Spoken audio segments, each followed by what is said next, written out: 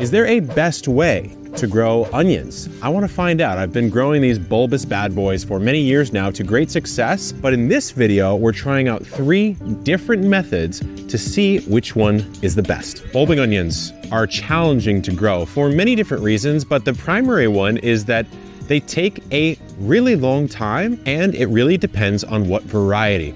Short, medium, long day onions, they really respond to what's called your day length, or how long sunlight hours exist in a particular day. So a long day onion is an onion that likes to start bulbing or creating that nice fat bulb when the days are longer, which counterintuitively actually means when you're further away from the equator. Think about going to Alaska in the summer. It is a very long day. Actually, when I was up there for my 30th birthday, I was fishing at midnight and I could see perfectly fine. So what I've done here in this patch, first of all, I have a grow bag and I've planted some yellow, white, and red onions in the grow bag, spaced about 6 inches apart or so. So this is one test.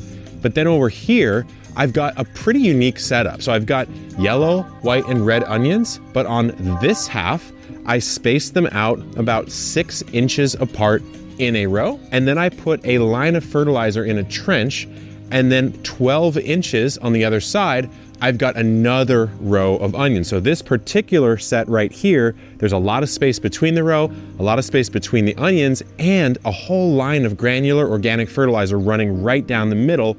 And the idea there is, will they access that fertilizer as they grow? And will that boost their growth either as far as how quickly they grow or how big they grow? And then over here, right up at the front, I spaced them way closer together, both between themselves and in the rows, and I didn't use any fertilizer at all.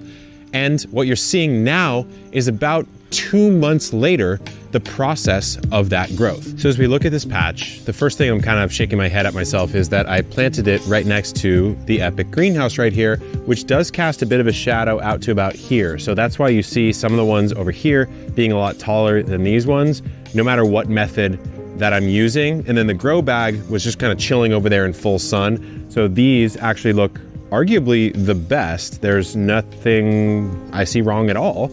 And on these, I do see a couple weird things. So I see these little flower bulbs coming up on an onion. So what an onion is it's a biennial crop. It grows actually over 2 years. And the first year it's going to produce a bulb. The second year it's supposed to produce this flower stalk. And unfortunately, for some of these onions, it's doing that in year 1. So the weird part to me though, is that it's doing it on some onions and not others. For example, I just cut one off, this onion right here, but this one is completely fine. Now, when you see the flower stalk, you kind of cry a little bit because it's triggering a phase of growth that's not really reversible. So these onions that have flowered aren't really going to get a whole lot bigger. Whereas there's this little guy right here that has not flowered, and I can already see a bulb starting to develop, which is really good news. So right now, I actually don't have enough information to say what I think is going to do the best. The only thing I can say is that the fertilized trench seemed to bulb a little bit more than the non-fertilized area over here. I only see a couple bulbs there. I had maybe like 6 or 7 over here. And then in my grow bag, I have 0 bulbs. So I guess we're gonna have to just check in a month or 2 and see which one wins, because right now I'm actually pretty confused. They look pretty good, I have to say, even the ones in the containers, but the ones in the containers are bulbing at a slower rate. In fact, in the last couple of weeks, these ones in ground, regardless of method, have bulbed quite a bit. Over here on the trench side, I noticed that these seem to be a little bit larger as far as the bulb diameter goes, but height-wise, they kind of look the same. Remember, that sunlight issue is probably what's causing this growth kind of decline as we get closer to the greenhouse. But over here, I still see some pretty nice bulbs, though I would estimate they're about 50% smaller, just with a quick visual, than the ones grown spaced further apart, both in the row and with the fertilizer. So we're getting pretty close to harvest. Remember, you want to harvest an onion when that neck breaks. So when that flops over, we'll see. I'll do a full weight measurement, every metric you could possibly want, in probably another few weeks. The onion patch is looking strong. Not only that, I'm finally starting to see some developments where I feel like I can make a little bit of a call on what's going on and why. So on this section, which is the trenched and well-spaced section with fertilizer, I'm seeing some very large bulbs. I'm talking a bulb maybe about this big, so kind of the biggest that I would expect it to be for the varieties that I planted here.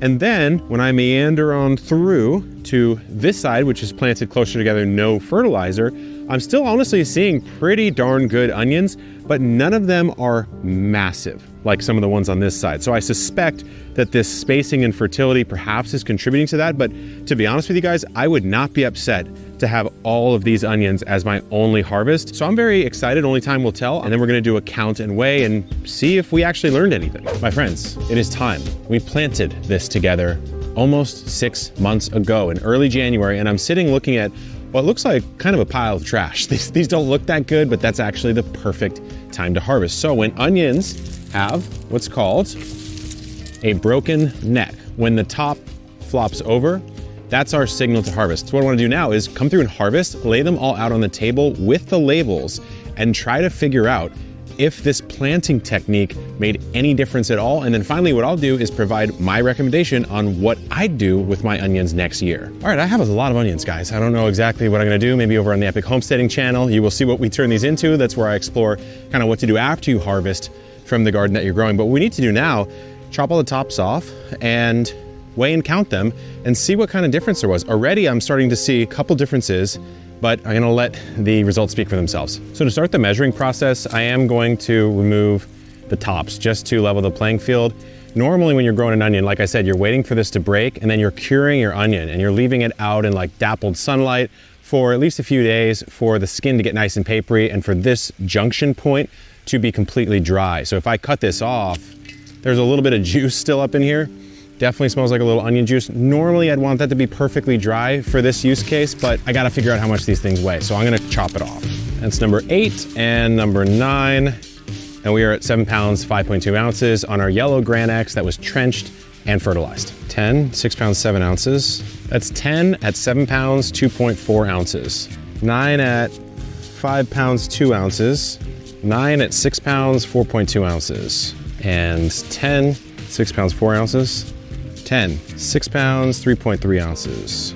10, 3 pounds, 11.2 ounces. Forgot about the grow bag onions. I've got 1, 2, 3, 4, 5, and 6, and actually a buried 7th right here, which is a white onion. So not the best comparison, but we did what we could do in the grow bags. And I have to say, if you only have space for grow bags, these are some pretty decent looking onions. Like I'd be proud of these onions if I was growing in grow bags exclusively. So let's toss these in here.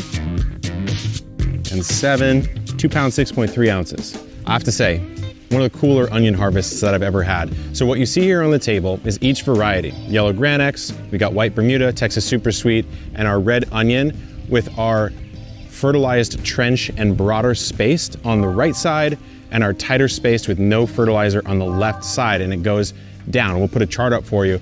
But it's no surprise that giving it more space and fertility resulted in, on average, more pounds of onions per row. So in every single instance, the trenched fertilizer row that was broader spaced outperformed the tighter spaced no fertilizer row. But some interesting nuances on the Texas Super Sweet, we have 9 onions here with the same weight as 10 onions over here. So clearly on average, a heavier onion. Over here, way more stark. The red onions, this is almost double the weight. About, I don't know, about 40% more weight than the exact same onion variety that just didn't have any fertility and it was tighter spaced. So my recommendations, if I have the space, and I do in my backyard, I would space my onions out a little bit more, and it doesn't hurt to throw a little extra fertility in there. Hard to say exactly which was the contributing factor. I would guess just giving them more space because onions tend to not want to compete. So I'd go 6, 8 inches apart, maybe 12 apart in rows or beds. But frankly, I've got my grow bag onions right here. If this is the space that you have to grow, I'm not crying about getting these onions right here. So do what makes sense for you, but we thought this would be an interesting experiment to run. If you have any other ones you want to see us do, we're doing a whole series of garden experiments. So subscribe, check out the playlist, shop our onion seeds at botanicalinterest.com. Good luck in the garden and keep on growing.